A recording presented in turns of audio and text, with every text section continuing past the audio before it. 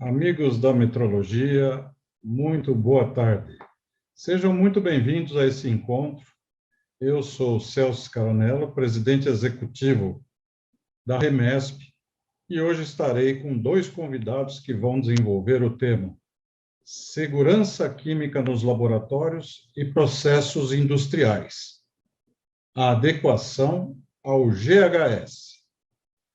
Nossos convidados de hoje são pessoas muito queridas da Remesp, e o nosso primeiro, e eu peço que já abra a sua câmera, é o professor Adolfo Borges. Seja bem-vindo, Adolfo. O Adolfo é bacharel em Química pela Universidade de São Paulo, é químico tecnológico pela Escola Politécnica da USP, é higienista ocupacional da Faculdade Senac São Paulo e é consultor por mais de 20 anos em segurança química de laboratórios e áreas de processo. É diretor da Trainolab, empresa que já atendeu mais de 500 empresas, aproximadamente 10 mil colaboradores. A nossa segunda convidada, que eu peço para que abra a câmera, é a doutora Arline Arcuri.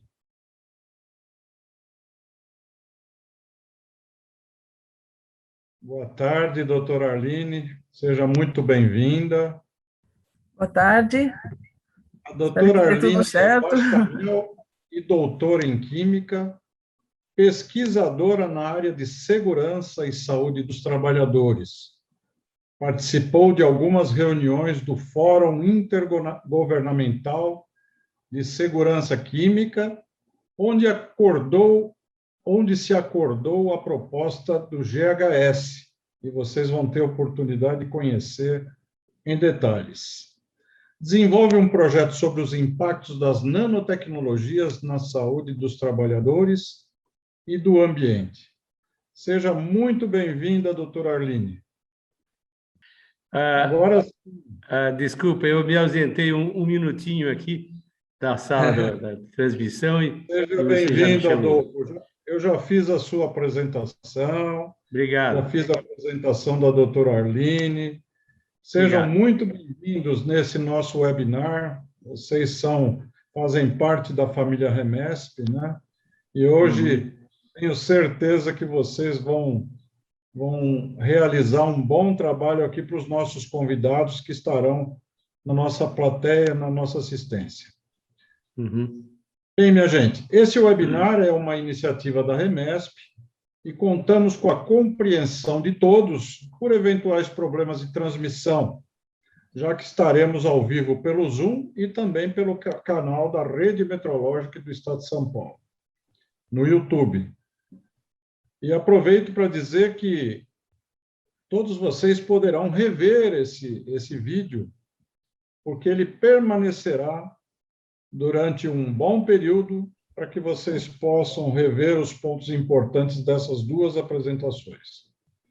Algumas recomendações importantes para o bom andamento do nosso webinar. Primeiro, a nossa plateia estará com os microfones e câmeras desligados, e a qualquer instante vocês poderão fazer perguntas. As perguntas poderão ser formuladas pelo QIA da plataforma. É aquele símbolo que aparece lá embaixo da tela, está escrito lá, Question and Answer.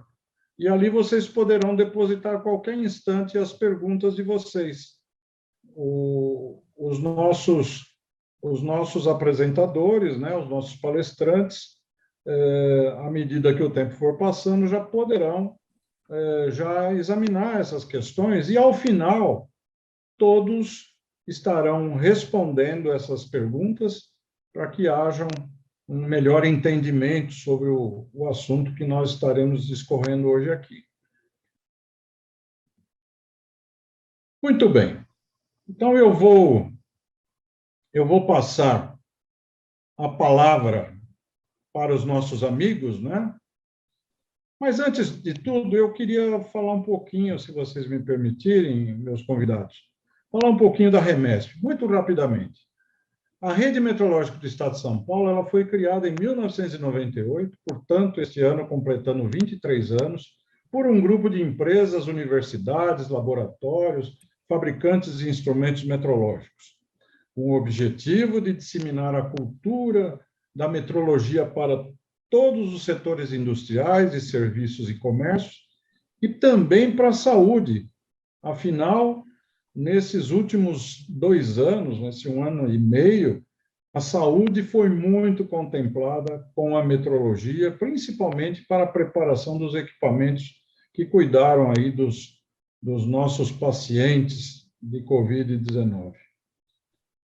Sempre preocupada com a qualidade de produtos e serviços, realiza eventos, cursos, assistência técnica e tecnológica, programas de ensaios de proficiência, com acreditação pela CGECRIMETRO.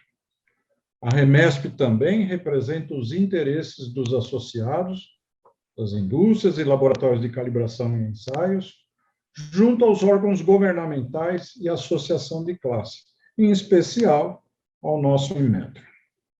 Bem, vamos iniciar as nossas apresentações. O primeiro que fará a sua apresentação é o professor Adolfo Borges, né? E, na sequência, a doutora Arline também fará a sua apresentação. Adolfo, agora a palavra é sua. Bom trabalho, meu amigo. Espero que todos possam receber, vamos dizer, esse presente que você estará nos dando hoje com a sua apresentação. Então, Adolfo, a palavra é sua e eu estarei aqui pronto para receber as perguntas e depois repassá-las aos nossos apresentadores. Um bom evento a todos. Obrigado, Celso. Eu vou iniciar, então, compartilhando alguns slides, alguns assuntos de conscientização, e depois eu passo a palavra para a Arline, e, posteriormente, eu volto para encerrar, para falar algumas coisas importantes sobre capelas de laboratório, armazenagem, riscos de incêndios. Terminamos a segunda parte, digamos assim, no final desta webinar. Quando a gente fala numa webinar como esta, o tema segurança química é muito abrangente. E, obviamente, tem muitas coisas que a gente poderia estar abordando. Eu vou tentar, eu e a Arline, passarmos o máximo de informações para vocês nesse tempinho. Mas é muito importante que a gente, como ponto de partida, relembre que a segurança, apesar de ser uma responsabilidade fundamental das empresas, e hoje nenhuma empresa, até frente à sua clientela, gosta de ter uma notícia ruim, né, de um acidente ou de um afastamento de um funcionário por qualquer motivo, inclusive de doença ocupacional, mas além de ser de responsabilidade da empresa, é também função, obviamente, de cada um. Isto, os programas de segurança internos das empresas tem que estar focando muito, né, e incentivando, premiando a participação de cada um na adequação dos procedimentos e, sobretudo, na responsabilidade de cada um, né? Quando a gente fala em risco químico também, que é o nosso objetivo nessa webinar, nós não podemos esquecer que as estatísticas nos últimos anos da Organização Internacional do Trabalho, que cataloga não só acidentes, mas também doenças ocupacionais de todo tipo, tem mostrado que tanto os acidentes quanto doenças ocupacionais, mais de 1/5, cerca de 20% deles, são provenientes com atividades com produtos químicos. Nos laboratórios, nos processos, hoje qualquer empresa pode ser do ramo não só químico, mas farmacêutico, alimentício, siderurgia, mineração, tudo tem processos que envolvem produtos químicos, não tem como, né? E esses dados da OIT, que de cada 5, em média, acidentes, 1 envolvendo produtos químicos, são dados até, na nossa opinião, meio subestimados. E esse assunto é tão importante que, dentre os temas do ano que a OIT programa, a questão de, uns anos atrás, em 2014, o tema do ano foi esse: segurança e saúde no uso de produtos químicos, né, nos locais de trabalho. E a Fundacentro, inclusive, nesse dia 28 de abril de 2014, que foi o tema do ano, ela organizou um seminário internacional, ali tinha gente, inclusive, não só de entidades do governo, mas entidades de classe, a Biquim, todo mundo envolvido, as grandes corporações, né? E, obviamente, o objetivo ali, eu tive o privilégio de estar participando, foi aprofundar as discussões sobre segurança química, né? Isso foi uma recomendação da OIT. E, a partir dali, de 2014 para cá, a OIT vem insistindo que as empresas dediquem uma atenção maior para o risco químico dentro das suas áreas, né? Essa conscientização é fundamental. E por que a OIT tem pedido isso? Porque a grande preocupação onde há riscos químicos, né, a preocupação maior é que os produtos químicos, sobretudo se não manuseados adequadamente, podem provocar o que a gente costumeiramente chama de morte lenta. O indivíduo hoje trabalha, né, naquele setor, manuseia produto químico, acredita que está em boas condições, mas ele pode estar, até por um acúmulo no seu organismo, contraindo uma moléstia que só vai se manifestar daqui a 10 ou 30 anos, né? Essa é a grande preocupação. Então, nós temos que investir nas adequações de ambientes e minimizar ou eliminar os riscos químicos durante o período laboral, né? E o gestor tem que pensar nisso para a sua equipe, não é? Isso não sou eu que estou dizendo, a norma recente, nós vamos comentar um pouquinho sobre ela, a 45.000, que é da série ISO, fala disso, né? Muito bem, nós temos que entender que, com tudo que há vários canais de penetração pela boca, pela pele, até pelos olhos, a área via respiratório, através dos pulmões, é a mais significativa, né? E, sobretudo, nós não podemos esquecer que quando a gente respira, né, e nós respiramos em torno de 30, 35 litros de ar por minuto, se esse ar tiver tracinhos, cheirinhos no setor, que é um cuidado que a gente tem que tomar, você está introduzindo cheirinhos em níveis toleráveis? Sim, mas eles são cumulativos. E o indivíduo, às vezes, trabalha anos naquele setor, no mesmo setor, manuseando diariamente os mesmos produtos. Isto vai ter uma consequência, poderá ter uma consequência maior.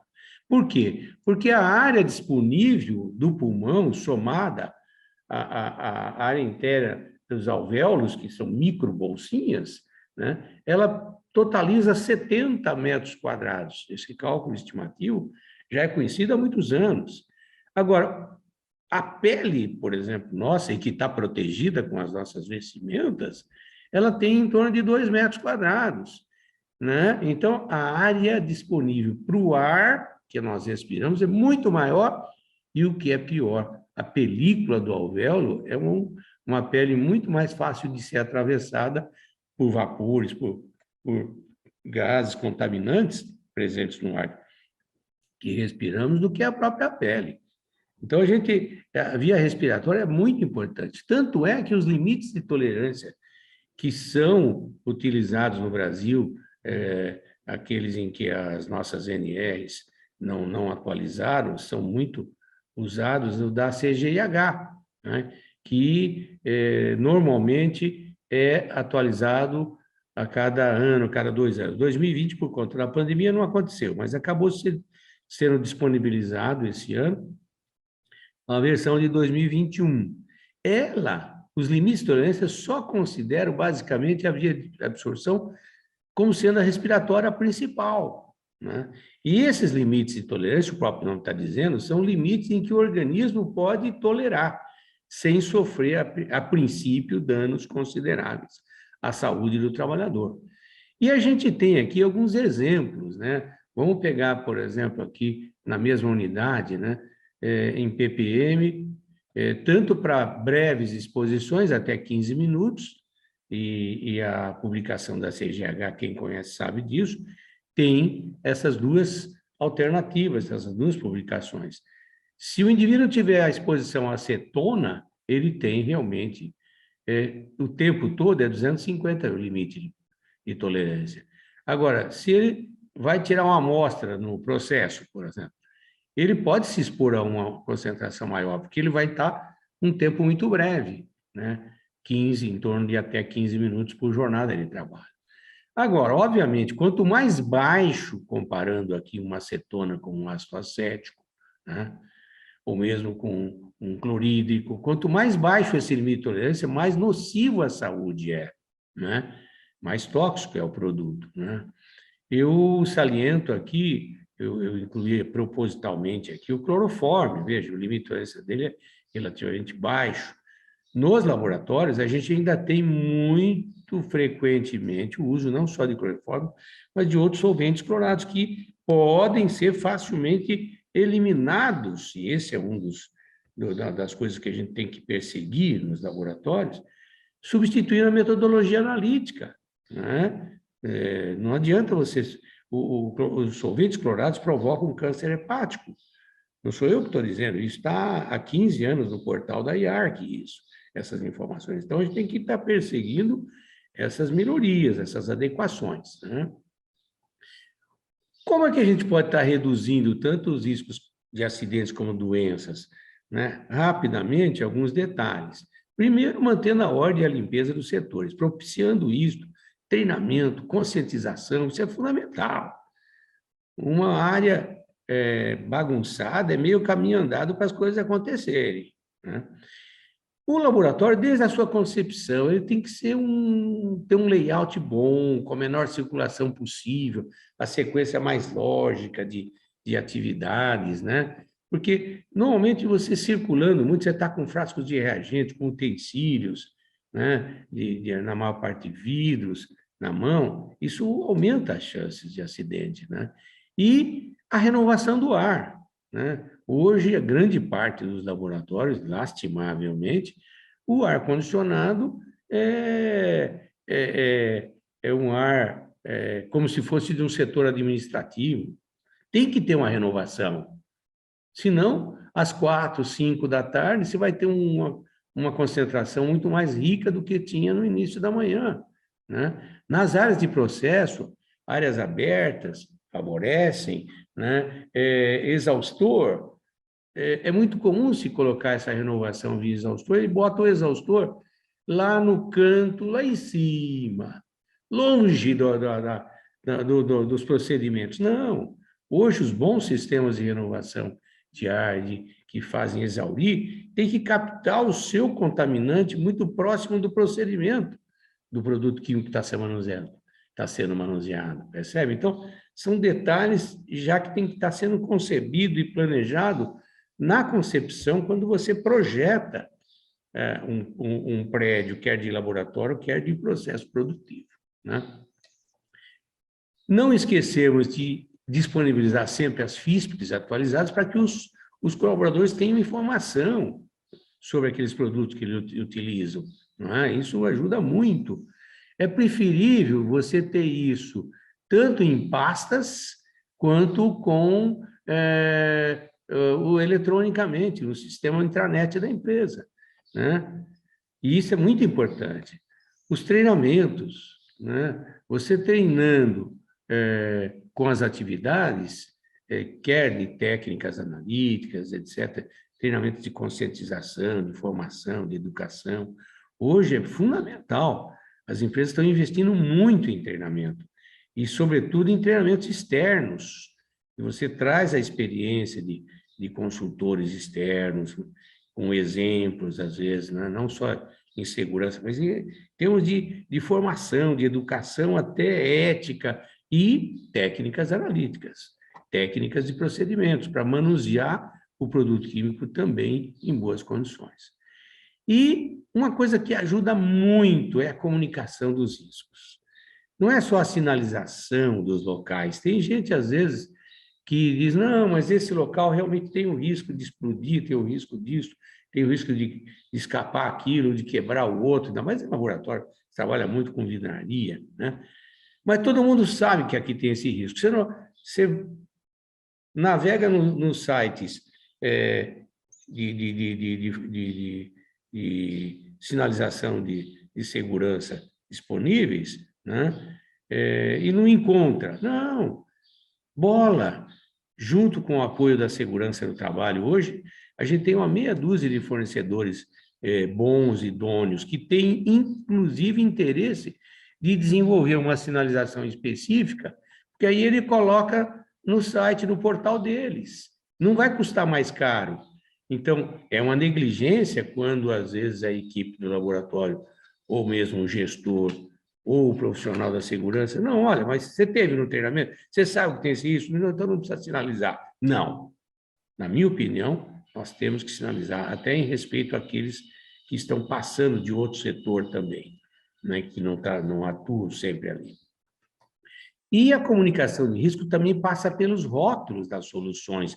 É uma coisa importante, né, que para evitar que as soluções tenham apenas aquelas informações de qual é o produto, qual é a concentração, a validade, quem produziu, e vai parando por aí. Não, tem que ter, e o GHS, que a Aline vai falar daqui a pouquinho, ele fala exatamente, dá o caminho das pedras e como é que a gente tem que classificar em função dos componentes e das concentrações que estão naquela solução de trabalho, quer no laboratório, quer no processo produtivo, e em função daquilo, qual é a simbologia de risco que você tem que estar colocando no rótulo das suas soluções de trabalho, né? As FISPICs, elas já se tornaram, de certa forma, uma realidade desde a primeira versão, né, em 2002.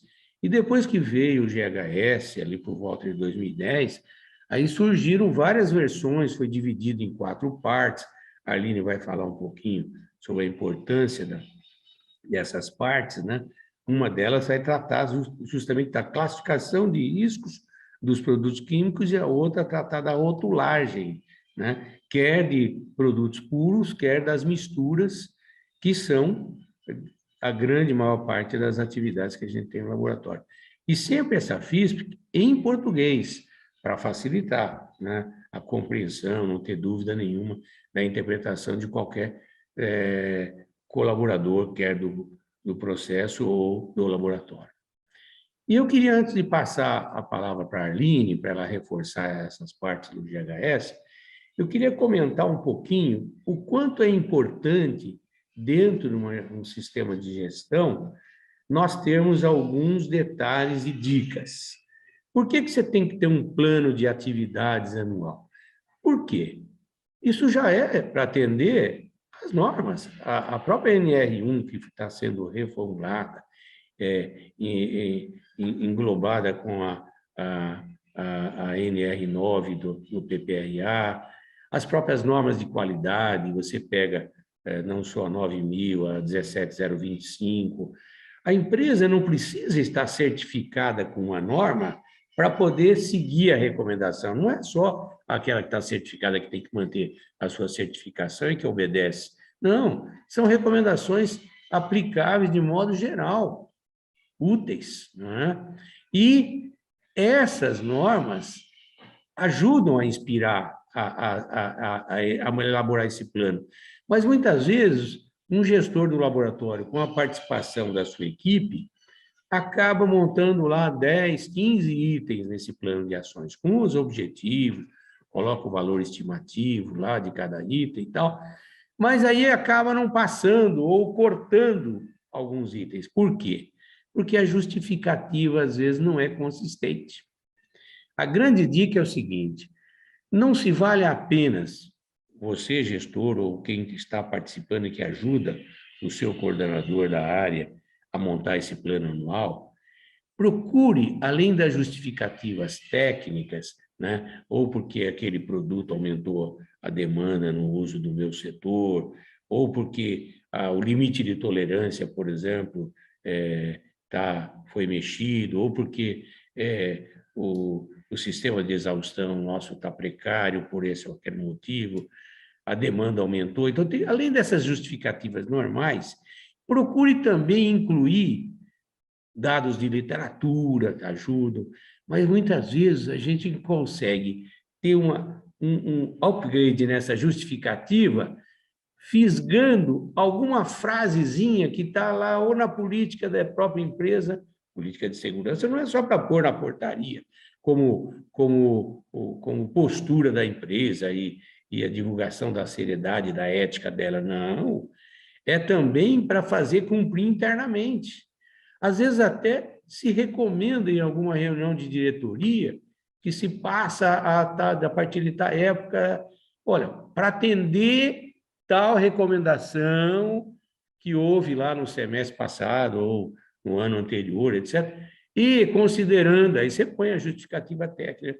Aí, aquela justificativa, quando o sujeito, o Big Boss lá, vai aprovar, ele também veste a camisa da sua empresa.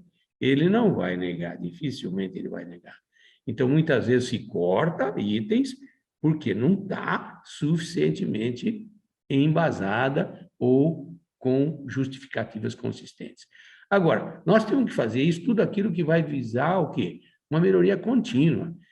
O laboratório ou a área de processo produtivo sempre tem coisa para melhorar, para reduzir os acidentes e melhorar as condições de trabalho. Todo mundo fica mais satisfeito, a produtividade aumenta, percebe? Então, isso é fundamental, é melhoria contínua. Todo trabalhador gosta de estar ajudando e ninguém melhor do que...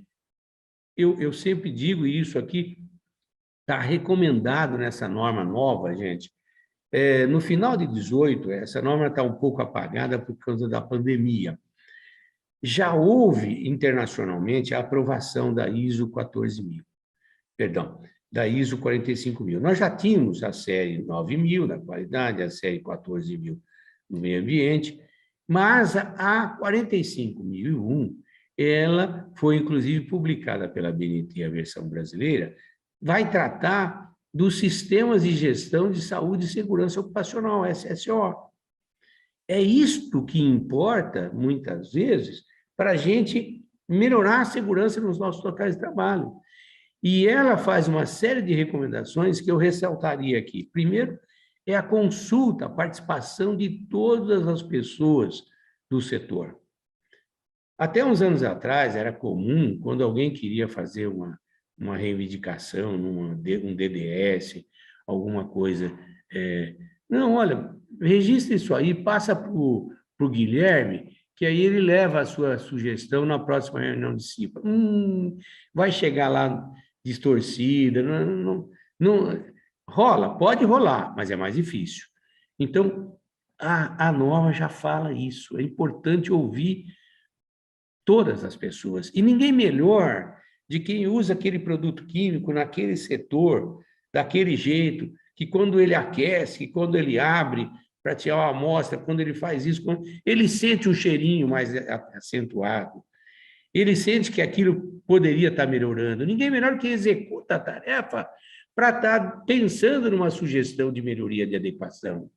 Então, tem que ouvir realmente todo mundo. Às vezes é uma sugestão simples, mas ela tem que ser discutida, decantada, melhorada, incrementada, e aí vai brotar uma solução de melhoria, percebe?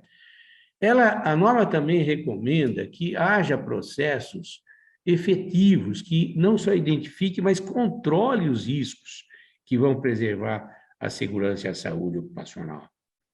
Não é? E isto é super importante, as avaliações de risco, né? E tudo isso é importante. E, de certa forma, ter um monitoramento desse sistema de gestão. Não adianta você colocar, olha, o nosso item aqui, no nosso plano tinha 12 itens. Foram executados? Em maio estava previsto acontecer um item e não aconteceu. Por quê? Mas é só a pandemia a culpada? Não, vamos replanejar. Isso é o que fala do ciclo PDCA, que é muito conhecido. A norma 45.000, ela se vale desse ciclo PDCA. Eu quero crer que vocês saibam o que é isso, né? Você planejou, aconteceu, é o do ali, né, de ocorrer. Checa isso, não aconteceu, replaneja e recheca até ocorrer aquela atitude que você, aquela ação que você planejou, ok? Eu volto depois da fala da Arline para falar outros assuntos, sobretudo capelas. Então, Celso, eu pediria que agora, até para a Arline reforçar os assuntos referentes ao GHS. Eu vou interromper meu compartilhamento aqui, depois voltamos, depois da fala da Arline. Isso. Arline, nós tivemos aqui um pequeno problema com a energia lá Na minha casa. na casa da Arline. Então, nós vamos fazer um processo um pouco mais cirúrgico aqui. Eu vou colocar a apresentação e a Arline vai falando pelo celular, né? Eu tenho certeza que isso não vai prejudicar, em nenhum momento vamos ter prejuízo do conteúdo. Então, Arline, eu vou colocar aqui a sua apresentação e você vai me sinalizando quando que eu preciso mudar, tá bom? Tudo bem, tá bom. Boa tarde. Eu acho que eu nunca senti tão de perto a chamada Lei de Murphy. Raramente acaba a luz na minha casa. E justo hoje, exatamente no horário da webinar, acabou a luz e, consequentemente, acabou a carga do meu computador, então eu tenho que falar pelo celular. Pode passar, então, começar, então, Celso, por favor. Bom, eu gosto sempre de começar a apresentação do GHS falando um pouco do histórico, né? Como é que nós chegamos aqui. A primeira iniciativa de se fazer uma harmonização da classificação e rotulagem de produtos químicos começou com a OIT, na Convenção 170, né, que fala sobre a segurança na utilização de produtos químicos no trabalho. Essa convenção foi ratificada no Brasil, né? Quando a Convenção da OIT é ratificada no Brasil, ela passa a ser lei, e ela foi, então, consolidada em 2019 através desse decreto do governo federal. Pode passar. E o que essa convenção colocava como obrigatoriedade? Que todos os produtos químicos tinham que passar por um sistema de classificação. Significa o quê? Ele tem que ser classificado como tóxico, como explosivo, como, enfim, com os danos que ele pode dar à saúde. Depois da classificação, então, é que se passa a verificar como é que tem que ser a rotulagem e como é que tem que ser essa ficha de informação de segurança de produtos químicos. Quer dizer, isso já é um esboço do GHS, né? Pode passar. Essa proposta da OIT, ela foi incorporada na Agenda 21, que foi um documento que apareceu na ECO 92, aqui no Rio de Janeiro, Rio 92. Essa Agenda 21, no capítulo 19, ela fala especificamente sobre segurança com produtos químicos, e ela incorporou, então, 6 áreas prioritárias, entre elas a harmonização da classificação e rotulagem de produtos químicos. Pode passar. O GHS acabou sendo aprovado em 2003, né, pela Organização Mundial da Saúde, da Organização das Nações Unidas, desculpa, através desse Comitê Econômico e Social. Pode passar. No Brasil, ela passou a ser regulamentada pela norma regulamentadora número 26 do Ministério do Trabalho, né, que fala exatamente sobre a sinalização da segurança. Essa norma, ela obriga praticamente, né, que todas as empresas façam isso daí. O produto químico utilizado no local de trabalho deve ser classificado quanto aos perigos para a segurança e saúde dos trabalhadores de acordo com os critérios do GHS. Então, essa norma passou a ser lei no Brasil. Pode passar.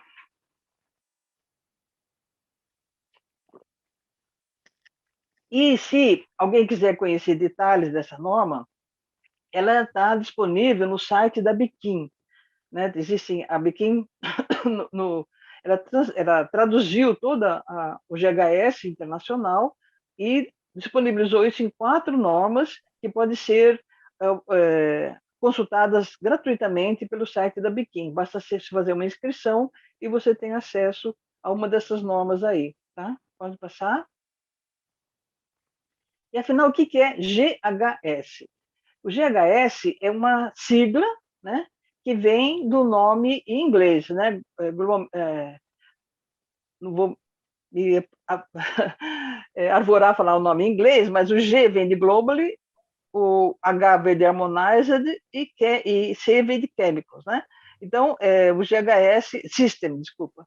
Então, esse é a sigla que foi mantida no Brasil, inclusive, porque fica mais fácil a gente fazer consultas internacionais mantendo a sigla do que aportuguesando a sigla. Pode passar. Por que ela é importante? Ela fornece estrutura básica para estabelecer programa de segurança química. Os programas nacionais significa qualquer empresa, qualquer local de trabalho em que se usa produtos químicos, tem que ser feita uma adequação ao GHS. Né? Isso é fundamental para você fazer um programa de segurança química. Você não faz um programa de segurança química sem conhecer exatamente o produto químico que vai ser utilizado naquele ambiente. Né? Próximo. Então, o principal objetivo desse sistema é fornecer informações para a proteção da saúde humana e do meio ambiente. Esse é o principal objetivo, então, do GHS. Pode passar? Qual é o público-alvo? São os trabalhadores que ficam nos locais de trabalho, os consumidores, os trabalhadores do transporte e o pessoal de emergência. Então, o GHS foi desenvolvido com esse público-alvo. Pode passar? O texto final do GHS ele é colocado no chamado livro púrpura, né? Para ser diferente do livro cor de laranja, que é o livro dos transportes de produtos perigosos. O livro púrpura é voltado ao produto químico nos ambientes de trabalho. Esse livro púrpura teve a primeira edição em 2005 e ele é revisado a cada 2 anos. A última revisão foi em 2019 e provavelmente vai sair uma edição agora em 2021. Pode passar? Quais são os elementos, então, do GHS? Eles são os mesmos elementos da Convenção 170 da OIT. Primeiro, você faz uma classificação dos perigos envolvidos nos produtos químicos, levando-se em conta os perigos que eles chamam de perigos físicos, que é incêndio, explosão, reatividade, os perigos à saúde humana e os perigos ao meio ambiente. Conhecendo, então, esses perigos, é que se passa para a comunicação dos perigos e riscos. E aí vem isso na rotulagem e nas fichas de informação de segurança, que o GHS não chama de FISP, que Ficha de Informação de Segurança de Produtos Químicos, eles abreviaram isso para Ficha de Dados de Segurança.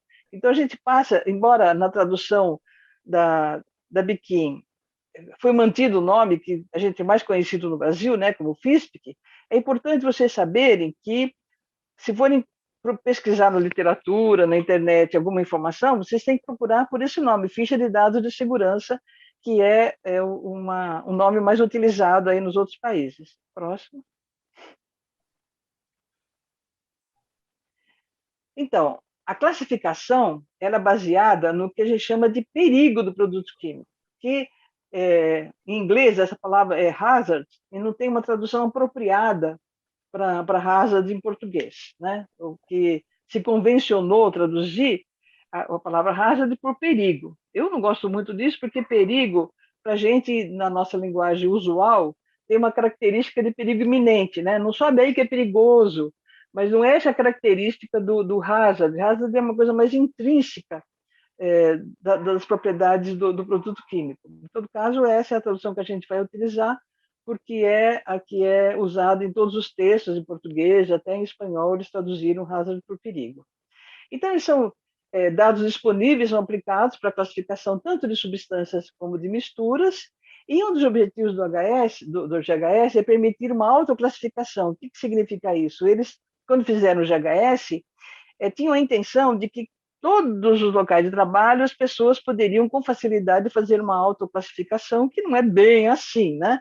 Mas esse é o objetivo do GHS. Próximo. Esse aqui nós vamos passar rapidinho, não vamos falar de todos eles, porque é muito corrido, né, o nosso webinar, mas para vocês terem uma ideia, o que eles chamam de perigos físicos? Explosivos, gases inflamáveis, gases oxidantes, líquidos inflamáveis. Próximo. Tem uma lista enorme de perigos físicos. Próximo. líquidos pirofóricos, explosivos. A última coisa que foi acrescentada foi explosivos dessensibilizados, quer dizer, substâncias químicas que eles normalmente são usadas como podem explodir, mas eles são comercializados, usados sem a possibilidade de explodir. Então, essa também é uma característica importante, né? de possivelmente provocar um acidente. Próximo. Aí, em seguida, a gente vai falar sobre os perigos à saúde humana. Aí classifica como toxicidade aguda. Vocês prestem atenção que para cada uma das classes existem algumas categorias. Então, toxicidade aguda, por exemplo, existem 5 categorias de substâncias químicas que poderem ser classificadas como toxicidade aguda. E no GHS você tem lá toda uma descrição de como que é cada uma dessas categorias e como fazer classificação do seu produto em uma dessas categorias. E aí entra tudo: corrosão, carcinogenicidade, toxicorreprodução. Próximo. Os últimos são toxicidade por órgãos-alvo, numa exposição única, numa exposição repetida, perigo por aspiração. Por enquanto, são esses os perigos à saúde relacionados no GHS. Próximo. E aí são, em seguida, os perigos relacionados ao meio ambiente. Então, toxicidade aguda no ambiente aquático, toxicidade crônica no ambiente aquático e os perigos que são, os produtos químicos que são perigosos à camada de ozônio. Próximo. Então, essa que são, veja, quantidade de possibilidade de classificação do seu produto. Claro que cada produto químico pode ser classificado em muito mais categorias, né? A gente pode ter uma substância que é explosiva, mas ao mesmo tempo é cancerígena, ou então é tóxico, ou então fazer mal para o meio ambiente. Então, a substância química tem que ser classificada levando-se em conta todos esses perigos possíveis, né?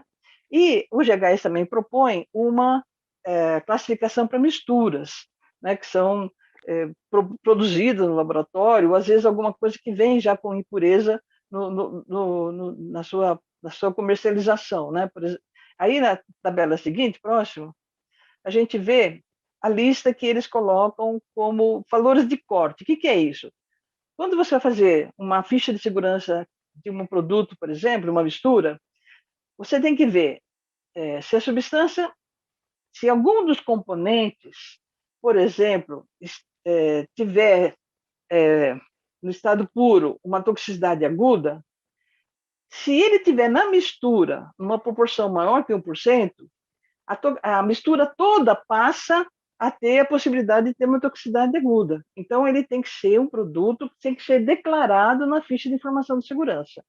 Tá? Então, isso significa valor de corte. Você tem uma substância que é um tóxico agudo, porém, ele está em 0,01% da mistura, você não precisa colocar na ficha de segurança que ele está presente na mistura.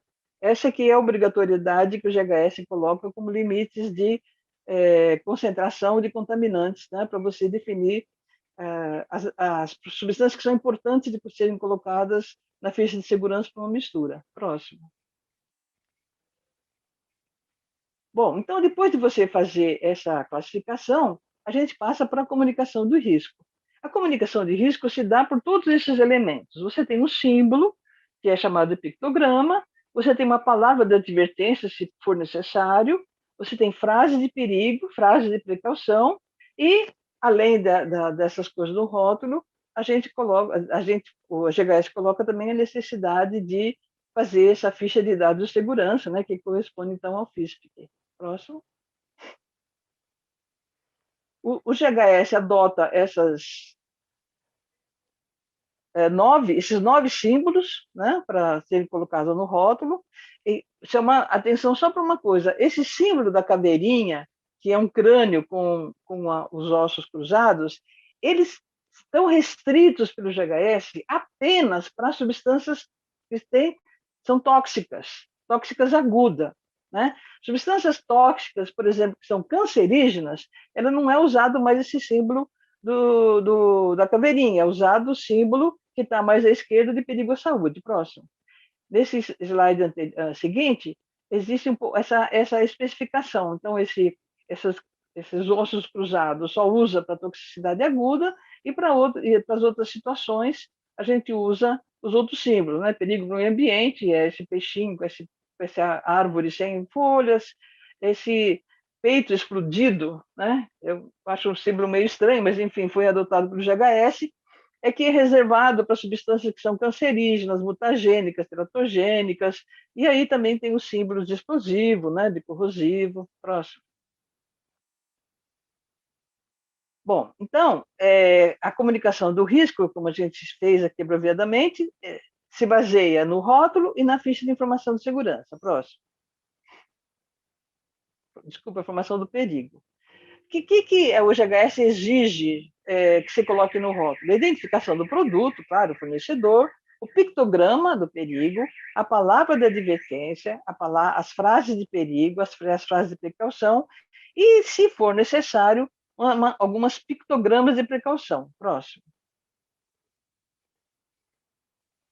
E na ficha de informação de segurança, o GHS propõe que se coloque 16 itens, né, que estão especificados aí, que a gente não vai entrar em detalhes, isso fica para um possível curso no futuro, né, para a gente destrinchar um pouquinho melhor os dados que têm que ser na ficha de informação de segurança. Então, é isso que o GHS coloca como informação, né, como comunicação de risco. A necessidade de fazer um rótulo apropriado e fazer uma ficha de informação de segurança. Próximo. Bom, e daí, né? Existe uma montanha de produtos químicos possíveis no mercado. E, apesar de que a GHS sugere que ele seja possível fazer uma autoclassificação, e, portanto, na classificação, se saber quais são os rótulos apropriados e como é que fazer a ficha de segurança, é muito complicado fazer, realmente dá muito trabalho. Então, o que a gente coloca aqui é uma dica, é uma dica. Esse site do Gestes é um site alemão, né? Está escrito em inglês, mas eu acho que dá para perceber uma porção de coisa. A gente entrando nesse site, a primeira página aparece esse quadradinho aí de cima, que ele pergunta para você qual é o produto químico que você quer pesquisar. Eu fiz um exemplo do hidróxido de sódio. Então, tem aqui, você coloca lá hidróxido de sódio e aparece embaixo todas as substâncias químicas que têm um nome parecido, você escolhe aquela que você quer. Próximo. E aí, você encontra todas as informações que você precisa para fazer a rotulagem e para fazer as fichas de informação de segurança, né? Essa parte bem da esquerda da apresentação, estão aí designados todas as informações que você consegue encontrar lá no Gestes.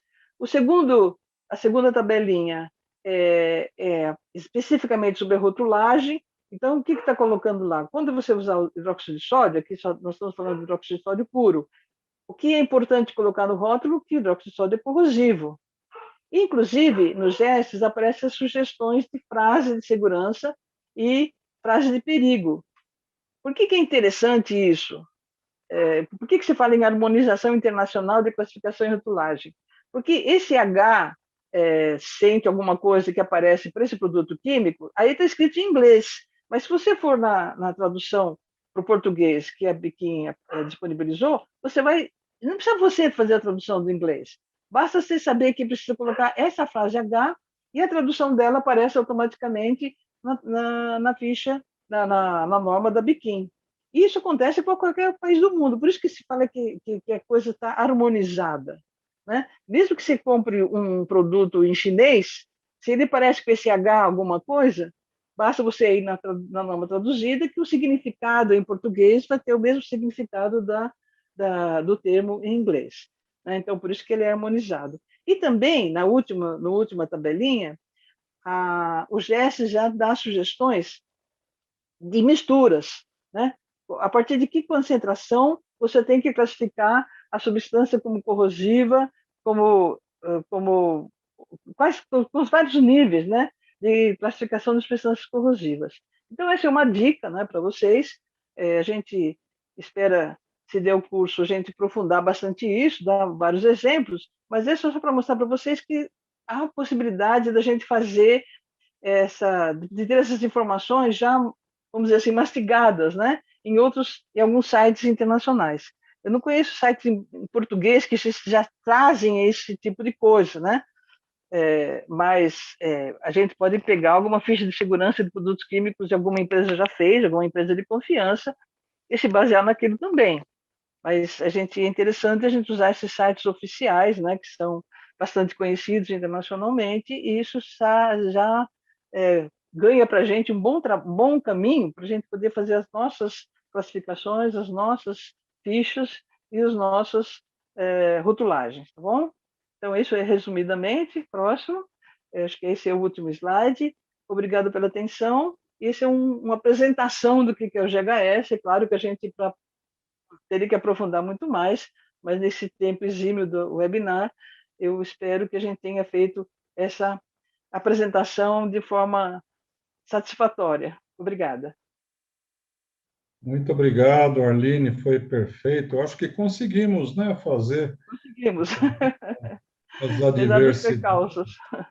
Fizemos um trabalho compartilhado aí e deu tudo certo. As informações foram precisas, chegaram de forma detalhada. Adolfo, você vai complementar? Agora, a gente tem mais um pedacinho, eu acho.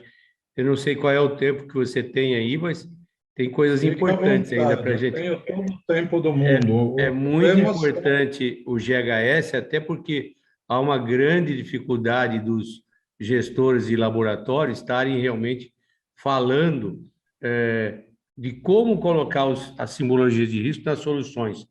Muito bem. Continuando aqui no que a gente falava da segurança química, não só nos laboratórios, como nos processos. É muito comum a gente fazer uso das capelas. Em termos de equipamento de proteção coletiva, é o mais importante quando se trabalha em produtos químicos, né? E começa, às vezes, pelo aspecto construtivo dele, que é função do que se vai fazer, dos produtos que se vai manusear, né? Aqui, por exemplo, vocês têm uma capela, eu quis tirar essa fotografia porque ela mostra alguns detalhes da capela, mas mostra também um pedaço aqui do armário. O que é importante? O revestimento. Tem gente, às vezes, que escolhe mal o tipo de revestimento, depois de 6 meses, 1 ano, a capela está toda manchada, atacada. Não, é complicado. Fica feio. Ah, mas pode pôr um tampo de neoprene? Pode. É uma saída boa, honrosa. Mas o melhor é já escolher o tampo certo. Na minha opinião, o melhor material é a de cerâmica antiácida. Ela serve tanto para agressão de produtos inorgânicos, tais como ácido, hidróxido de sódio, como também para solventes, né? Tem resinas, tem fórmica, tem, às vezes até custos mais baixos, porém a relação custo-benefício melhor é aí. A capela tem que ter uma boa iluminação e ruído baixo. Quando o motor está fora, instalado, e isso quando você requisita uma capela, você tem que definir isso, senão o fornecedor seu vai colocar aqui dentro do laboratório. Às vezes, um motor que gera esse ruído está a 1 metro da cabeça do usuário da capela. Não, preferencialmente fora com a proteção, né, de intempéries. Agora, uma capela, ela pode ser usada também na área de processo. É muito importante. Às vezes a pessoa tem um procedimento lá na área produtiva, numa área de manutenção, que se usa muito solventes, usa atividades assim, e põe só um sistema de exaustão lá como eu já disse antes. Não é suficiente. Uma macro capela, o tamanho, a dimensão, o jeitão, é tudo em função do que vai ser feito, tá? Agora, as capelas, normalmente, elas devem ter uma proteção, principalmente as de laboratório. Essa proteção é a guilhotina que a gente tem na frente, normalmente de vidro temperado, né? Que é o mais recomendável, e você ajusta essa abertura, descendo ou subindo essa guilhotina, em função da sua estatura, ou seja, do procedimento até o rosto e pescoço, essa guilhotina tem que proteger se tiver algum respingo ou explosão. Agora, Esta altura é ajustada em função do tamanho do analista. Se você tiver um analista miudinho, ele vai baixar talvez 70%, e ele vai ficar com uma posição para fazer a sua atividade de um modo seguro. Já um analista altão, né, ele já vai ter essa condição, talvez baixando só uns 40%. Né? Então, isso tem que ser ajustado em função do usuário. Não é ficar fazendo marquinha e colocar, não. Isso é coisa do passado. Agora, nós não podemos esquecer que outro detalhe importante é a exaustão dessa capela. Né? Primeiro, ela não pode ser feita só lá em cima. As capelas mais comuns, aquelas mais simples, ou quando se projetou, às vezes, artesanalmente, até de alvenaria, etc., ou tem muitas capelas disponíveis no mercado que só tem a abertura, digamos, a captação lá em cima. Está errado, ela precisa ter também no fundo, próximo da bancada. Estão vendo isso aqui? Ó? Isso é uma captação. A exaustão, o motor de exaustão está manifestando aqui. Ah, mas por que precisa ter isso? Gente, raciocinem comigo. A grande maioria, quase que a totalidade dos vapores, dos produtos químicos que a gente manuseia nos laboratórios e também nas capelas, são mais densos do que o ar. E isto faz com que as moléculas, os vaporzinhos, fiquem passeando aqui em torno do procedimento próximo da bancada de trabalho. Se a capela só tem a captação lá em cima, ele tem que vencer essa diferença de densidade. Como a capela está ou 30% ou 50% aberta, ela, por difusão, ela migra para o ambiente de trabalho se não tiver essa captação aqui embaixo. Então, isso é fundamental. Hoje é crítico isso, né? E o que é importante, não podemos esquecer que quando você fecha, né, aqui, se o motor de exaustão tem a mesma rotação, você vai ter uma vazão aqui de entrada do ar mais acentuada. E isso é um problema muito sério. Por quê? É por essa razão também que está havendo uma norma que já está em redação, tem um comitê na ABNT trabalhando nisso há mais de 3 anos. Era para ter saído em 21. Né? E está quase praticamente pronta, está aí entrando em consulta final, mas esta vazão ideal não pode passar muito de 0,5 metros por segundo. É a velocidade medida no anemômetro, e que é a velocidade do ar que entra no plano da guilhotina, onde desce a guilhotina. Se o indivíduo é baixinho, ele abaixou muito, e o motor de exaustão tem a mesma rotação, ele vai ter um fluxo de entrada muito alto. E isto, como o ar que está entrando encontra nas suas costas um obstáculo, o corpo do analista é um obstáculo, e logo em seguida ele encontra um vazio, ele tem o chamado efeito rodamuinho. Essa velocidade muito alta tem o efeito rodamuinho muito mais acentuado, e ele puxa, é uma questão de operações unitárias, ele puxa o contaminante que o analista está manuseando imediatamente à frente dele para si. Né? E isto não pode, a vazão ideal tem que ser esta aqui, 0,5. É por essa razão que já de 2015 para cá se recomenda fornecer uma capela quando nova, ou se instalar em capelas já existentes, desde que ela esteja em bom estado, o chamado controlador automático de vazão. É um sistema que é um sensor, e que quando o indivíduo, o analista, abaixa ou sobe a guilhotina, ele muda a rotação do motor para compensar isso, e ele passa a se estacionar novamente numa nova rotação, de tal sorte a manter a velocidade facial 0,5 e não permitir que esse efeito rodamuinho exista, porque não adianta o indivíduo, tem capelas muito simples, que o indivíduo, às vezes até quando se dimensionou a capela, por questão de se não tinham uma engenharia adequada, se superdimensiona. E aí tem aquele motor possantíssimo. Esse efeito rodamuinho é enorme, né? Então, isso aqui, gente, é uma coisa que está disponível. Gostaria de deixar essa dica para vocês. Consulte o seu fornecedor de mobiliário, né? É melhor fazer com o próprio que forneceu a capela, ou então consulte um outro da sua confiança. Mas esse controle automático de vazão é fundamental para você manter essa vazão ideal nas capelas. Vamos em frente, tem muita coisa aqui que eu estou achando que nós estamos adiantando. Um outro tópico muito importante é a armazenagem dos produtos químicos, tanto nas capelas, nas bancadas. Eu gostaria até de mostrar aqui, olha. Eu recomendo que se tenha nas capelas, esse detalhe aqui, os gabinetes especiais, porque nas capelas a gente coloca produtos corrosivos, muito comum, você tem ácidos, e aí você pode ter aqui uma armazenagem de produto químico corrosivo de um lado e inflamável do outro. Ou, às vezes, se a sua capela não é muito grande, você pode, às vezes, tendo duas capelas, você encomenda esse gabinete aqui, um para corrosivos e outro para inflamáveis. De tal sorte que, às vezes, com 2, 3 passos para a esquerda ou para a direita, você busca ou guarda de volta naquela bancada embaixo, aquele frasco de ácido ou de inflamável que você está usando naquele procedimento.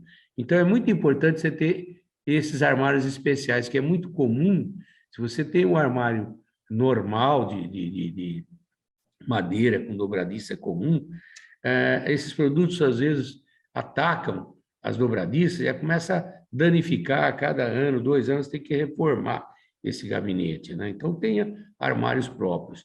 Agora, nas bancadas, a gente tem que ter o menor estoque possível. Tem gente que, às vezes, até tem o almoxarifado ou um depósito de reagentes, mas não deixa de manter ali 5, 10 frascos de um mesmo item. Não, não é o ideal. O ideal é o estoque em reserva ficar todo nesse depósito, né? E esse depósito tem que ter certas características. Primeiro, exaustão ou ar-condicionado. Eu prefiro exaustão, porque você realmente não difunde esse cheirinho do almoxarifado para o ambiente onde há pessoas, né? E nas bancadas tenha realmente a menor quantidade possível. Os líquidos mais perigosos, procure reservar em prateleiras mais baixas. Você deixar frascos aqui, ó, isso é um risco. Estão vendo aqui? Você tem na 4ª prateleira frascos de litros. É preferível você deixar os litros, as embalagens de vidro. Hoje é muito comum você ter embalagens de galão, de 3 litros, sobretudo de solventes, por questão de reduzir custos, né? Embalagens não só de vidros de litro, mas de volumes até maiores. Você deixa no seu almoxarifado os sólidos em prateleiras altas, né? E, obviamente, os líquidos, não só inflamáveis, mas corrosivos, usar, se possível, as 2 primeiras prateleiras, né? Não deixe de utilizar bandejas. Hoje você pode ter a própria prateleira se constituir uma bandeja. Isso é muito bom quando você constrói um depósito onde a prateleira é de alvenaria, né? Você já pode fazer a própria laje sendo amoldada para ser uma macro bandeja. Mas não é muito comum. Hoje o mais comum é você usar bandejas de polietileno extrusada, que são as mais resistentes, né? E separa por blocos. Às vezes você tem uma demanda de ácido clorídrico muito alta, você pode distribuir o seu estoque lá no seu depósito em 3, 6 bandejas de polietileno, ok? Mas sempre em bandejas, porque se na quebra, se um remanejamento, ou se tombou, quebrar um frasco, não escorre para prateleiras ou para o chão, inferiores ou no chão, ok? Agora, inflamáveis, é bom não deixar em prateleiras abertas. O ideal é usar eles sendo armazenado em armários especiais a prova de fogo, né? Principalmente nas bancadas de trabalho, se você tem, ok? A porta de acesso é preferível sempre que, se possível, como esse almoxarifado, está toda hora pessoas adentrando, e pode ser uma área de risco, é preferível que ela abra para fora, ou para não invadir, ou dar uma portada em alguém que está passando, você pode ter uma porta de correr, perfeitamente aceitável e adequada, né? Mas essa porta tem características especiais. No treinamento eu dou uma série de dicas interessantes sobre isso, esses detalhes, ok? Olha um detalhe interessante aqui, veja essa luz, olha. É uma luz de processo. Se você coloca uma luz fluorescente normal, não hermética assim, se ela queimar, ela pode dar um spark, né? E aí você pode ter uma explosão. Então, são detalhes que podem melhorar também a segurança. E o item mais importante, o tópico mais importante, quando você vai armazenar os produtos que no seu depósito de reagentes, é contemplar as incompatibilidades. Nós todos sabemos que um ácido reagiria facilmente e fortemente com bases, oxidantes com redutores, né? Então, para evitar realmente problemas, sobretudo em situações de emergência, você tem que estar colocando separadamente os produtos que são incompatíveis, que reagiriam facilmente. Onde eu vou encontrar isso?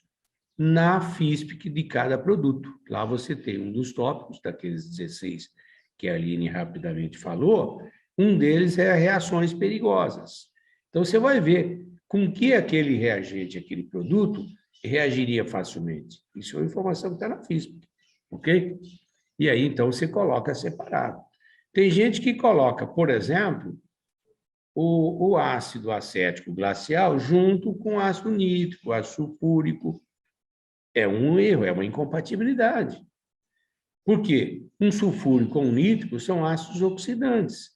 O ácido acético, como todo e qualquer outro ácido orgânico, a estrutura carbônica, por si só, é uma estrutura redutora. Então, não pode estar na mesma prateleira, ou às vezes até na mesma bandeja.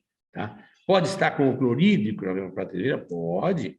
Tá? O ácido acético glacial, eu sempre dou essa dica, deixa com solventes, com os inflamáveis. Ele é inflamável, o ácido acético glacial. A solução de ácido acético não, ela tem praticamente, predominantemente água.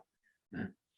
Um outro detalhe que eu gostaria de ressaltar, né, quando a gente fala em resíduos químicos, é como é que eu estou gerenciando os resíduos da minha fábrica. Uma coisa que é super importante nós, profissionais de química, estarmos conscientes, é nunca descartá-los no esgoto, na pia, né?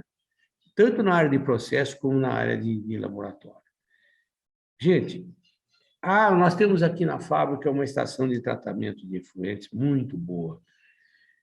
Os resíduos, uma hora ácido, outra hora fortemente alcalino, eles são agressivos e corroem, vazam, atacam as uniões dessa tubulação que levaria os nossos resíduos, quer do laboratório, quer do processo, lá para ser tratado na estação de tratamento de efluentes. Você está achando que está chegando tudo lá e que a estação está administrando isso numa boa. Tem modos para chegar lá, para garantir que chega lá. Empresas certificadas com a ISO 14000 adotam essas técnicas, mas se a sua tubulação corre subterraneamente, não. Muito provavelmente você está contaminando com os resíduos do seu setor produtivo do laboratório o lençol freático aqui debaixo da área física da fábrica. Isso é muito importante.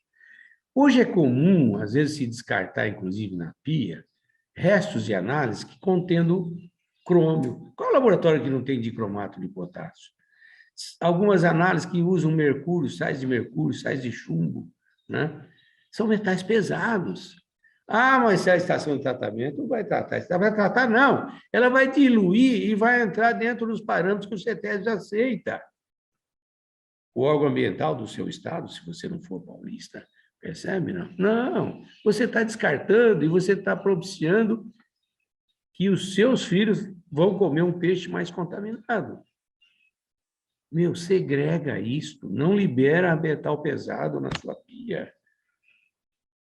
Às vezes, o fruto de restos de análises que você tem durante 6 meses, 1 ano, né, que pode dar lá 50, 100 litros, o grosso daquilo é água. Algum analista, num dado momento que está mais sossegado, o seu laboratório, pode converter aqueles 100 litros de resto de análise, ou mesmo o setor de meio ambiente, ele pode segregar lá e ele fazer isso. É muito comum. Às vezes, aqueles 100 litros se constitui num precipitado seco de 300 gramas. Ali está o resíduo de crômio, ou de mercúrio, ou metal pesado que for. Não, não é. Não precisa mandar incinerar aqueles 100 litros. Percebe? A gente tem que gastar quando precisa gastar, mas também pode economizar para a empresa quando você precisa economizar. Ok? Mas tem que ter essa consciência ambiental. Né? Os nossos ambientes, as nossas lagoas e rios estão contaminados, por quê? Porque há negligência. Até nas nossas casas nós temos que ser cuidadosos com isso. Né? Agora, é preferível armazenar, segregar tudo no seu setor e depois o meio ambiente administra. Armazenar resíduos dissolventes, isso é um problema seríssimo. A coisa mais comum é se ter acetona suja, né? Solvente usado. Isso não é rótulo, isso é um pepino para o meio ambiente. Os solventes, normalmente nas fábricas, que têm processo produtivo ou então de laboratório, principalmente, são limpos, relativamente limpos. São perfeitamente recicláveis. Né? Perfeitamente recicláveis. Agora, você não vai armazenar esses restos de solventes em frascos de vidro, em bombona plástica, porque isso é um risco grande. Não. Use os contêineres com bocal corta-chama. Hoje nós temos isso, esses contêineres são fabricados no Brasil há 20 anos ou mais, né, com a certificação internacional.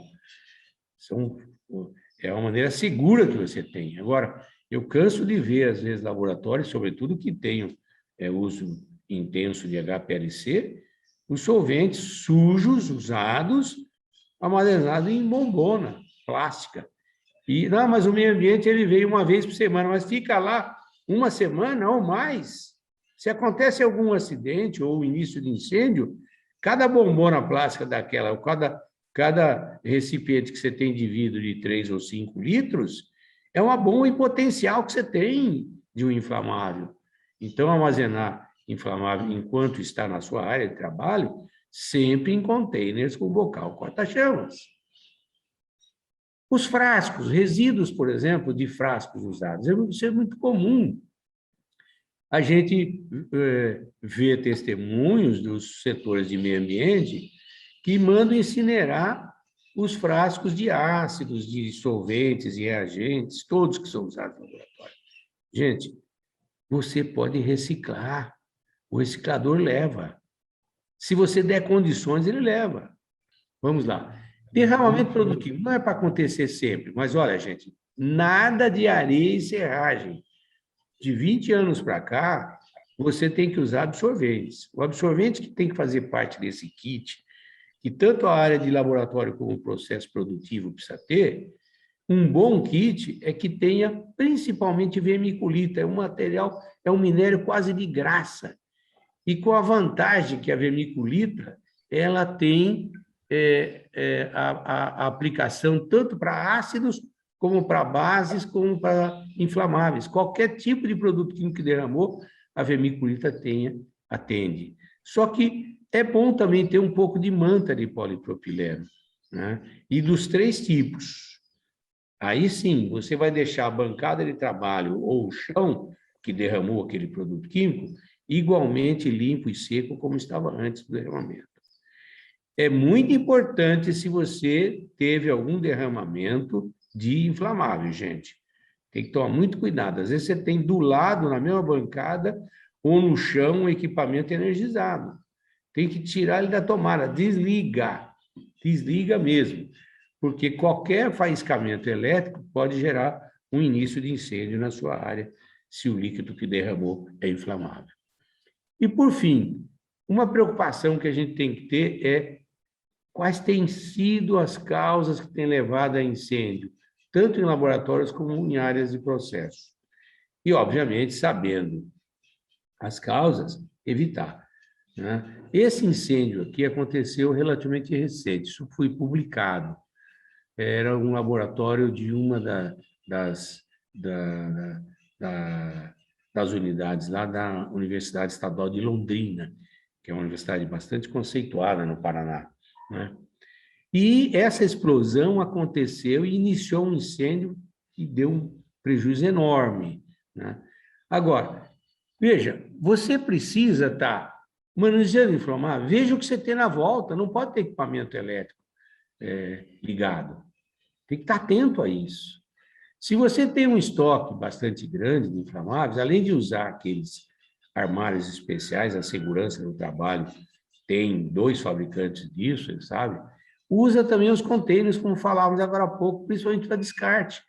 Se você usa um álcool, por exemplo, no processo limpo, né, tenha também ele armazenado em containers, né, com bocal porta-chama.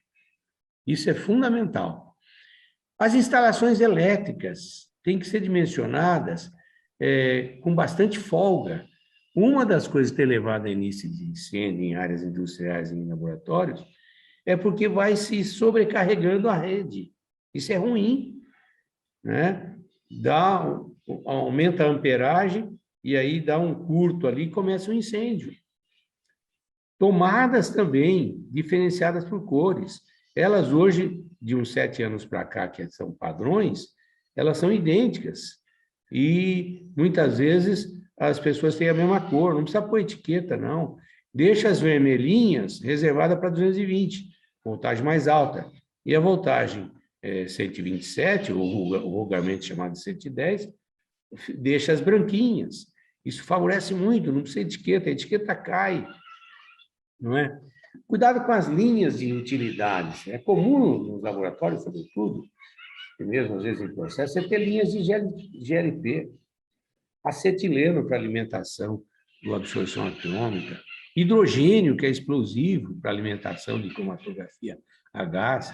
Essas linhas precisam ter uma rotina de vazamento e sempre fora do ambiente do laboratório, por exemplo, né? Nunca se concebe ter um recipiente, às vezes, de 13 litros dentro de um laboratório. Não, mas usa pouquinho, mas fica dentro do laboratório, é uma bomba em potencial. Não, não pode. Teste esse vazamento, sobretudo nas anilhas, conexões internas do laboratório, né? E, ainda em termos de incêndio, eu chamaria atenção para 2 aspectos. Primeiro, você pode ter solventes muito leves. Não esqueçam. Uma coisa é você ter um tolueno, um álcool, né? São comuns no laboratório. Agora, quem manuseia acetona, éter etílico, éter de petróleo e hexano, que são inflamáveis muito usados em laboratórios e em processos, eles são altamente inflamáveis, o ponto de fulgor deles é baixíssimo, né? E a faixa de explosividade começa em torno de 1 e pouquinho por cento. Então, traços, começou um cheirinho, já está se constituindo uma mistura explosiva. Esses muito leves, esses exemplos aqui, não basta colocar naqueles armários, não. O ideal é colocar em geladeiras especiais. Essas geladeiras, tem muita gente que tem inflamáveis. Não, a gente aqui guarda na geladeira. Você pega um éter de petróleo, por exemplo, ou uma solução padrão, se você não guardar na geladeira, ele vai mudar. Vai alterar o seu padrão. Agora, geladeira comum, ela explode. Essas geladeiras, já de uns 10 anos para cá, já se fabricam no Brasil. E elas são a prova de explosão. Então, elas custam mais caro? Custam. Mas você não precisa de luz, porque ela já tem essa porta aqui toda envidraçada, toda a parte elétrica é fora, né? Então, este é a recomendação para evitar incêndio no laboratório, na sua área industrial. E um outro detalhe que também se aplica muito ao processo é o seguinte: é muito comum, por exemplo, indústrias farmacêuticas. Você tem lá no processo produtivo o uso de algum solvente, álcool, por exemplo. Aí, a pessoa vai lá tirar, que é feito em batelada, ela vai tirar uma quantidade daquele inflamável para o container. Estão vendo? Esse é um container com um bocal porta-chama. Mas são duas peças metálicas, um tambor e um container. Se você encostar, poderá haver, sem fazer esse aterramento dos dois corpos, poderá haver uma centelha gerada pela eletricidade estática. Cada corpo tem um potencial. O que você precisa é ou aterrar os dois, ou então, no mínimo, colocar um cabo com duas presilhas, são duas boquinhas de jacaré, põe no tambor e põe no seu container. Aí você equalizou o potencial. Percebe, não? Aí você não vai ter essa fuga de eletricidade estática. Senão, você pode iniciar um incêndio, uma explosão, justamente no momento que você está transferindo, que ali pode, se você encostou, quem vai descartar, por exemplo, um solvente usado num tambor, toma esse cuidado. Todo profissional da segurança tem que acompanhar e treinar muito bem o seu colaborador, ok? Isso tem sido o motivo de incêndio, às vezes em áreas onde há manuseio de inflamáveis. E a última transferência, já estou encerrando, viu, Celso, é apenas comentar alguns detalhes. Eu só vou ter um uso seguro de produtos químicos após a classificação, inclusive usando aqueles conceitos que a Arline falou, que está na legislação dos conceitos do GHS, de todas as substâncias, misturas, produtos utilizados na área de trabalho, pecar pela comunicação, quer nas rotulagens, quer nas FISPs atualizadas, né? Quer no GHS, colocando nos seus rótulos também de solução, né? E não esquecer de estar atualizando os procedimentos operacionais padrão. Às vezes, um procedimento operacional padrão ele foi redigido pensando na reprodutibilidade das análises, mas ele precisa também estar contemplando os aspectos de segurança. Não é só no manual de segurança que tem esses cuidados. Aí sim você teria um gerenciamento de risco realmente seguro, né? Contemplando os indicadores biológicos de exposição, isso são obrigações legais que o SESMIT de cada empresa conhece, né? E procurando reduzir ou eliminar os riscos através das análises preliminares de risco para cada procedimento que envolve produto químico. Cada um deve ter sido feito desde a implantação e nas revisões dos procedimentos, uma análise preliminar de risco. Cada vez que mudou a rotina, é bom rever a análise preliminar de risco. Assim, você vai ter realmente um gerenciamento seguro com os produtos químicos. Desculpe se eu me empolguei em contar alguns exemplos, Celso, mas sou todo seu aí. Desculpa, Arline, acredito que esteja presente também. Vou interromper aqui meu compartilhamento. Toda a sua palavra. Obrigado, Adolfo. A sua palestra é sempre muito interessante. A gente acaba vibrando aqui com esse conteúdo que você traz para todos nós aqui. Eu pediria que a Arline também aparecesse na tela, porque, infelizmente, o tempo nosso está chegando ao final. O que significa a autoclassificação para o uso do GHS, Arline? A autoclassificação é uma pretensão do GHS, né? A turma dos especialistas que elaboraram o GHS, eles fizeram com fluxogramas, com detalhamento, com a intenção de que qualquer laboratório ou qualquer ambiente que mexe com produto químico, lendo o GHS, poderia fazer uma autoclassificação. Seguindo todos os passos que o GHS recomenda, poderia fazer essa classificação. Esse que é o objetivo do GHS. O GHS não é uma coisa complicada, ela é uma coisa detalhada, ela é muito detalhada, mas ela permite que a pessoa faça uma autoclassificação. O que a gente costuma fazer no curso é dar umas dicas, porque a autoclassificação é possível, mas é demorado, né? Passa por uma série de etapas. mas é possível, né? As dicas que a gente costuma dar nos cursos são para acelerar esse tempo. Mas, para encerrar as nossas perguntas, infelizmente o nosso tempo já passou bastante, então eu tenho que respeitar, inclusive, o tempo dos nossos participantes. Então, eu gostaria de fazer uma última questão e depois nós vamos passar para o encerramento. O que são os valores de corte de contaminantes para as classes de perigo à saúde? Arlene, você pode explicar para a gente? Eu vou explicar com um exemplo. Por exemplo, o benzeno é uma substância cancerígena. Segundo essa tabelinha de valores de corte, qualquer mistura que contenha mais de 0,1% de benzeno também tem que ser classificada como cancerígena. É o caso, por exemplo, da gasolina. A gasolina tem por volta de 0,5%, 0,6% de benzeno. Portanto, a gasolina tem que ser considerada uma mistura, né? Uma mistura de mais de 400 produtos químicos, mas porque tem benzeno acima de 0,1%, a mistura é considerada cancerígena. Então, esses valores de cortes são valores que significam o seguinte: a partir daquele número da tabela, a mistura passa a ter características desse componente da mistura que é feita. A mistura toda passa a ter as características daquele componente do qual ela é feita. Perfeito. Eu acho que foi bem esclarecido. Eu aproveito a oportunidade para parabenizá-los, né? Adolfo e Arline, pelas suas exposições muito didáticas, né? É uma pena que o tempo não é suficiente para a gente poder dar um curso aqui, né? E é por isso que eu quero convidar todos os participantes, e por favor divulguem isso, que nos dias, vou pegar certinho aqui, nos dias 17, 18 e 19 de novembro próximo, nós faremos um curso sob a coordenação da REMESP, com a participação do professor Adolfo e da doutora Arline, um curso sobre segurança química nos laboratórios e processos industriais, com exatamente essa adequação ao GHS, que foi muito bem explicado aqui nessa tarde de hoje.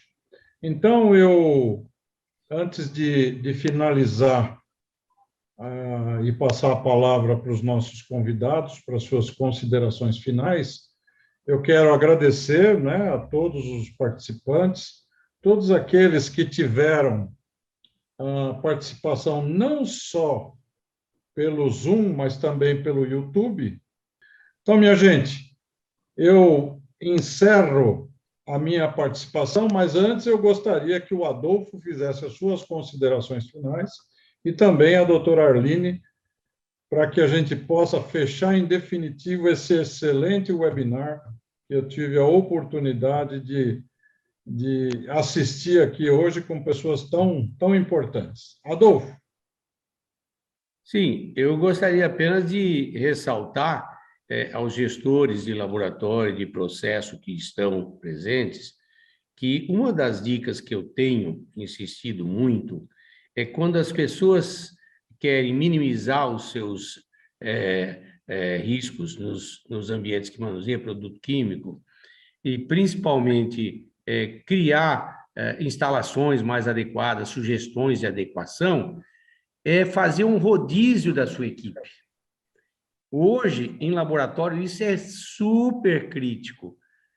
É muito importante, às vezes, o gestor do laboratório, nossa, mas aquele cara é tão bom em absorção atômica, eu não posso tirar ele de lá. Lógico que pode. Treina outra pessoa. Faz um rodízio. Aquele sujeito que está lá no setor de absorção atômica, ele vai para HPLC, o outro vai para matéria-prima. Quando o sujeito fica 1 ano ou 2 num setor novo, ele enxerga coisas que o seu chefe de equipe, o seu líder daquele setor não enxergava. E ele passa a fazer propostas de melhoria. Percebe? Esse rodízio, todo mundo aprende técnicas novas, você passa a ter uma equipe mais eclética. Então, se o indivíduo, por uma razão qualquer, saiu da empresa ou se aposentou, ou teve um acidente, você não fica na mão. Você tem outras pessoas que conhecem todas as técnicas. E todo mundo ganha, enriquece o currículo daquele que ficou 2 anos no HPLC e aprendeu aquela técnica também. Quer dizer, então, não esqueça desse rodízio. Isso Maravilha. enriquece e dá satisfação para todos da equipe, né? É uma Maravilha. sugestão que eu gosto de fazer. Essa e outras tantas contribuições e sugestões estarão no treinamento, né? Com Então, certeza, com mais detalhes, inclusive. Tá bom. Arline, faça suas considerações finais para a gente fazer a despedida. Preciso fazer logo, porque ainda não voltou a luz na minha casa e está ficando cada vez mais escuro. A minha consideração final é relacionada justamente à importância da segurança química. A gente está cansado de ver pessoas que ficam adoecidas por exposição a produtos químicos e são muito dificilmente o nexo da doença é reconhecida com o trabalho. Então, o melhor é não ficar doente. E para não ficar doente, essa questão da segurança química tem que ser levada com muita seriedade, muita seriedade. As pessoas, eu já visitei vários ambientes de trabalho em que as pessoas falam, mas eu já estou acostumada com esse cheiro. Bom, mas o organismo não acostuma. Ele pode ficar resistente durante um tempo, mas chega uma hora que ele vai começar a apresentar sequelas dessa exposição, né? Às vezes aguda e às vezes crônica. Então, é não negligenciar trabalho com produto químico, mesmo aqueles que aparentemente são menos perigosos, mas cada pessoa tem uma sensibilidade diferente e ele pode desenvolver doenças mesmo em concentrações que abaixo dos chamados limites, porque a característica dele fisiológica é mais sensível a determinados produtos. Então tem que tomar cuidado. O produto químico do ambiente de trabalho não é para ficar colocando a mão, não é para ficar respirando, é para trabalhar só. Então é esse que é a minha consideração final. Muito obrigada pela oportunidade de estar participando dessa webinar. Muito obrigado, Arline. Está escurecendo mesmo aí. Se nós não encerrarmos... Está escurecendo. Nós Está nublado e está sem luz. Gente, muito obrigado. Continuem com os cuidados necessários, porque a nossa pandemia ainda está aí presente, né? Cada dia que passa, a gente tem uma ou outra notícia de algumas pessoas ainda que são infectadas. Então, eu peço que se cuidem, porque o meu grande desejo é que em breve a gente possa realizar esses eventos, todo ele de forma presencial. Esse é o nosso grande desejo. Quero aproveitar a oportunidade para convidá-los, aqueles que fazem parte dos laboratórios que atuam em águas, que agora em novembro, dia 10 de novembro, nós teremos o nosso Metro Águas. Vai ser um evento fantástico, onde nós estamos com uma comissão científica, toda ela dedicada a esse evento, e fica aí o nosso convite, acompanhem pelas notícias da Remesp, será um evento maravilhoso, podem ter certeza. De minha parte, eu agradeço mais uma vez aos nossos convidados, Adolfo, Arline, e agradeço principalmente a presença de cada um de vocês que estava aí no Zoom e também no YouTube. Então, tchau, minha gente, fiquem com Deus, e até breve. Até breve, se Deus quiser.